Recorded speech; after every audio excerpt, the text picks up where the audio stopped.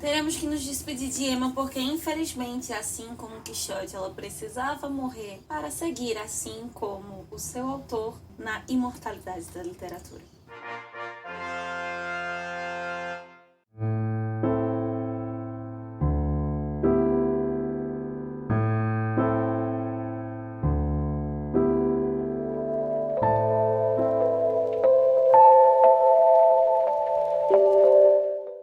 O que temos para hoje são os Dulcineias. Eu sou a Larissa Bertolino, você está no canal Uma Garota Quixotesca, onde nós tratamos de literatura, especialmente partindo do eixo do Quixote, trilhando a partir desse livro vários assuntos. Um deles é que a Emma Bovary é considerada Don Quixote de saias. Neste mês de abril nós lemos toda essa obra. E hoje você se encontra no último episódio, no episódio 3 da jornada de leitura conjunta de Madame Bovary. As classes e os papéis sociais nessa terceira parte ficaram ainda mais demarcados. Leon é aquele burocrata que é bancado pela mãe. O Sr. Romeu, o charlatão que quer subir de vida com sua esperteza. O Rudolf é o aristocrata que agora passa por uma mudança social, não tem tanta expressão quanto tinha porque a burguesia está se desenvolvendo cada vez mais. O que amplia e intensifica o que nós conversamos já sobre o contraste entre a vida pública e a vida privada. Nessa semana nós vimos a Emma caminhando para sua ruína. E assim como Don Quixote, parte dessa ruína é a sua desilusão,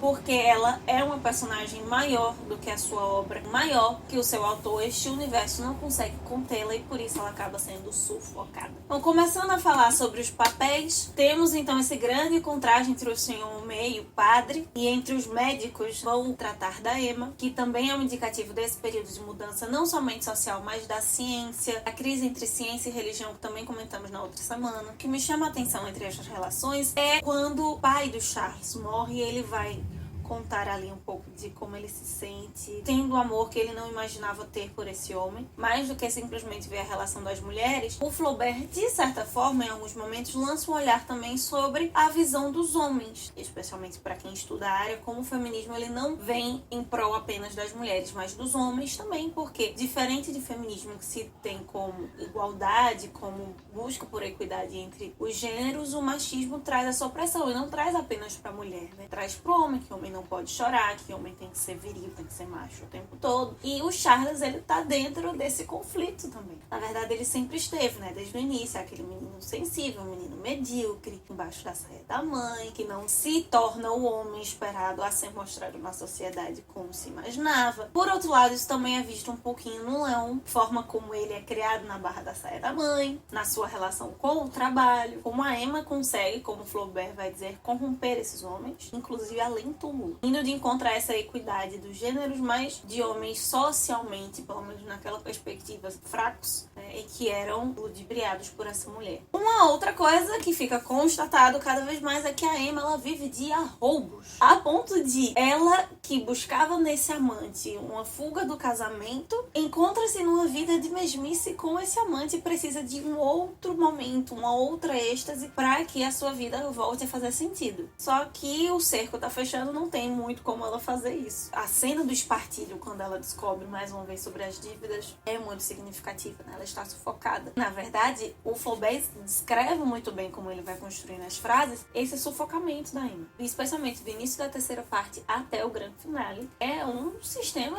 literalmente de aperto, de sufoco. A cena quando ela se vê ali junto das prostitutas na micareta e quando ela sai com ela pro bar também é muito representativo em relação a isso, porque é um dos momentos talvez em que a Emma se perceba literalmente o quão baixo ela conseguiu ir. Porque antes tudo que ela fazia, mesmo que ela fosse baixo em relação à sociedade, era sempre justificado pelo amor, pelo prazer, pelo amante. E agora, como ela se vê nessa estagnação e ela se depara com essas mulheres em comparação a ela, é um choque. Lembra que na semana passada eu comentei que um dos seus amantes fala pra Emma que Bovary não é nome dela, né? Bovary é o nome de outro. E isso vai mudar um pouco da perspectiva, porque não vai ser sobre a Emma, vai ser sobre o Leon. Flaubert vai deixar claro que o Leon é amante da Emma e não o contrário. Mesmo o Rudolf tentando seduzir a Emma no início, mas ainda assim é ela que vai atrás. A Emma acaba sendo um paradigma por isso. Ela conduz a situação. Parte desse inconformismo com o amante é porque ela começa a enxergar, muito sutil, mas dá pra perceber isso, a mesma mediocridade que ela encontra no Charles, ela está encontrando no Leon. Se nós formos parar pra pensar sociologicamente, a individualidade da mulher, ela só começa a ser pensada ou vista como uma possibilidade nos anos 60. É tanto que é justamente o segundo momento, o segundo boom, a segunda geração do feminismo. Só que aqui o Flaubert já está lançando algumas dessas questões importantes para o pensamento dessa individualidade feminina. Na página 311, a Emma vai se perguntar: não sou eu uma mulher casada? Não sou eu uma mulher com amante? Não sou eu uma mulher da sociedade? Então esse lugar de existência que era possível para o homem acaba sendo possível para ela. Ela se vê, ela percebe a sua vida, a sua existência nessa completude, né? Através dessas práticas. Porque ela agora tanto vive no espaço público quanto vive no espaço privado. A intensidade diferente desse espaço privado que não era possível antes amplia pelo menos a sua percepção no espaço público. Vamos lembrar que é justamente a partir do momento que ela começa a ter os amantes, através do marido, das assinaturas e tudo mais, começa também a ter uma maior autonomia econômica, as procurações que o Charles entrega na mão dela. Isso é uma coisa também. Isso é pertinente para o que o Freud vai falar sobre a construção da identidade através do sexo. No caso da Emma, isso é bem literal, porque a partir do momento que ela se constitui enquanto mulher, que tem desejos, que vai atrás dos amantes, que se realiza sexualmente nesses relacionamentos extraconjugais, que ela começa a construir essa identidade, que ela passa de fato a ser a Madame Bovary, que dá título ao nome, não simplesmente a Emma, aquela moça do convento. Os amantes trazem para Emma o seu reconhecimento enquanto indivíduo. E esse ponto dela comparar o Leon com o Charles, na página 378 ela vai dizer que ele é mole como o marido. De princípio é uma recusa de achar aquele homem medíocre, mas é algo que fere a sua imagem, porque é através dessa extensão dele que ela se enxerga. Isso fica muito claro quando ela vai abrir a situação para o Charles sobre as dívidas, que o Flaubert deixa claro assim que ela se exacerba, ela fica com raiva porque quando o Charles tenta resolver aquilo, ele se coloca como superior a ela. Não é necessariamente que o Charles está se colocando, mas é a perspectiva dela sobre a situação. Esse lugar de poder, de autoridade do Charles, de mais sensato, de conseguir resolver a situação que ela provocou, colocaria ele como superior. Vai muito além de uma questão de gênero, de uma questão de sexo. É uma questão de poder. E especialmente de poder no espaço público. Por isso que também é muito significativo o fato da Emma se trajar de homem para curtir a micareta. Lembra que nós mencionamos a Chani, a amante do Chopin, né? Se vestia assim também, fumava, que é um grande quê da questão no feminismo. Aqui é bem avant-garde, bem antes do que seria pró-feminismo.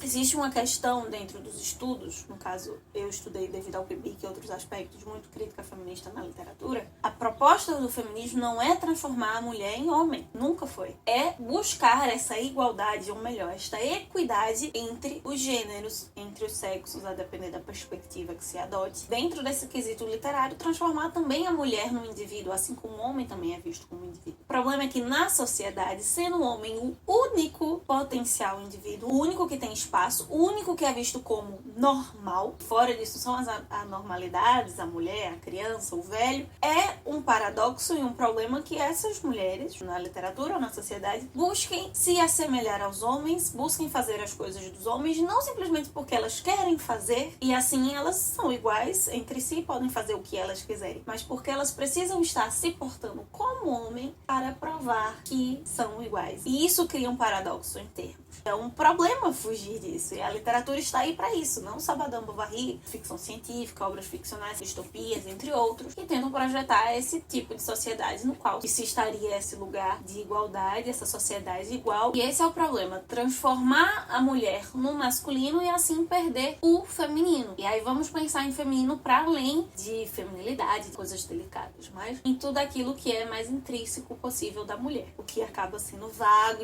e esbarrando em vários outros estereótipos também. É uma questão, por isso que existe uma área dos estudos literais, uma área dos estudos sociológicos só sobre isso. E dentro dela, várias vertentes. O que torna, então, o suicídio da Emma no final mais que um mero escapismo. Ainda que seja muito extremo, é um modo que a Emma encontra de tomar as rédeas da sua vida, de continuar exercendo o seu papel, o protagonismo que ela escolheu. Por que eu digo isso? Quando a Emma recebe as cartas e os oficiais de justiça vão na sua casa, ela só recorre a homens, porque naquela sociedade realmente é a possibilidade. E quando aparece uma mulher nessa situação, são as duas vizinhas que estão olhando pela janela ela falar com o Sr. Bennet, se eu não me engano, julgando a atitude dela, conjecturando sororidade no ralo. Claro, é anacrônico pensar em sororidade nessa época, mas ainda assim é um reflexo. Um dos livros teóricos que eu li nesse momento, eu realmente não recordo, acho que não foi um livro, foi uma palestra, vou colocar aqui é uma professora, uma acadêmica, e colocar aqui embaixo também as referências. Ela diz que há uma provocação, não necessariamente em Madame Bovary, mas que surge ali e vai se desenvolver na literatura, na sociologia, sobre a possibilidade das mulheres ser o tipo de mulher que elas querem ser.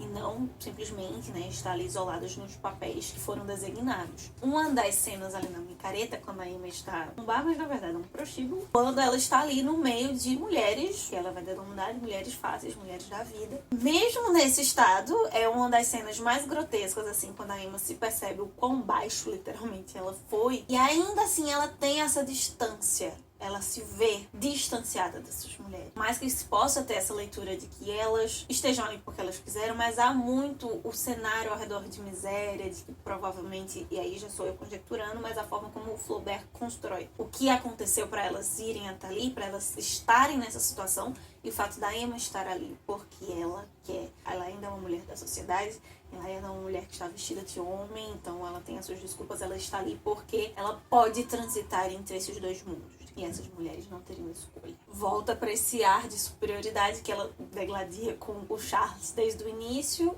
mesmo dentro da sua mediocridade, ela se vê ali como superior. Talvez seja isso que faz com que a Emma seja uma mulher tão impactante. Madame Bovary expressa o que há de desejo, de mais íntimo em nós, de maior fraqueza uma mulher e ao mesmo tempo dessa força, essa busca por lugar, por voz, por autonomia, ainda que por meios ilícitos, torna essa personagem tão imponente e continua corrompendo Charles além túmulo, continua a encantar o Justin além túmulo, seus leitores até hoje. Ela é encantadora ali, vestida de noiva novamente, com coroa e fluido do envenenamento saindo pela boca, seja a representação máxima dela, essa mulher encantadora, perfeita, maravilhosa, talvez a perspectiva da época no caso, com nada decente, aproveitável dentro de si. As coisas que faz talvez com que Madame Bovary seja esse livro tão impactante é que ele é um vanguardista em algum sentido e traz uma possibilidade, uma gama enorme de estudos sobre histeria, sobre melancolia nas mulheres, que vai fazer com que o Freud, por exemplo, desenvolva a teoria da psicanálise. Terminando de falar um pouquinho sobre a Emma, para nós encerrarmos essa jornada de leitura conjunta, eu queria destacar dois personagens que eu acho que são importantíssimos, são fundamentais para a obra. Vamos resgatar aquela ideia do costumes de província, não só Madame Bovary, o Sr. Homais e o Charles. Eles sim são personagens fascinantes, são personagens encantadores, precisam ser mocinhos ou personagens bonitos, perfeitos, belos, admiráveis para ser encantador no sentido literário. Só que ao mesmo tempo, talvez esse seja o grande impacto, Ainda que tenhamos esses personagens, tenhamos o Rudolf, a personagem que se sobressai, que é mais encantadora desses costumes de província, é a Emma, acima de qualquer outro personagem.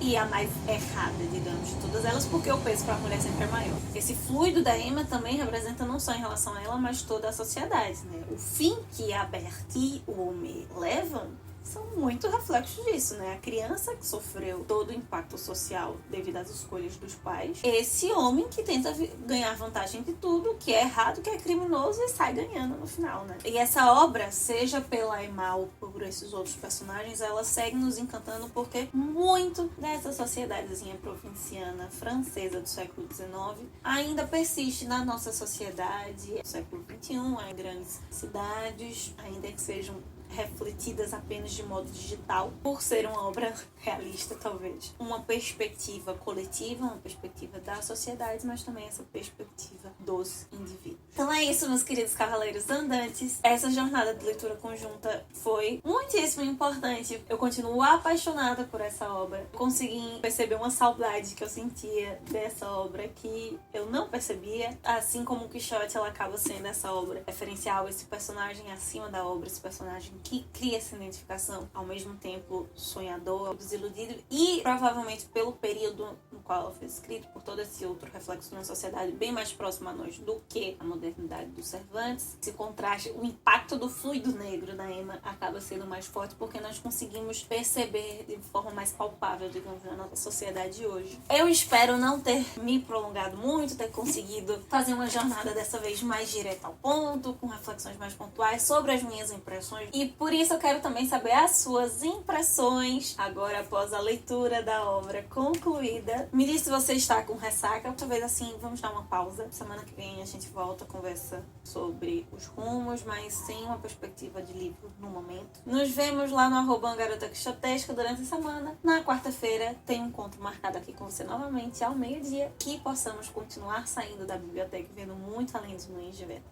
Valeu!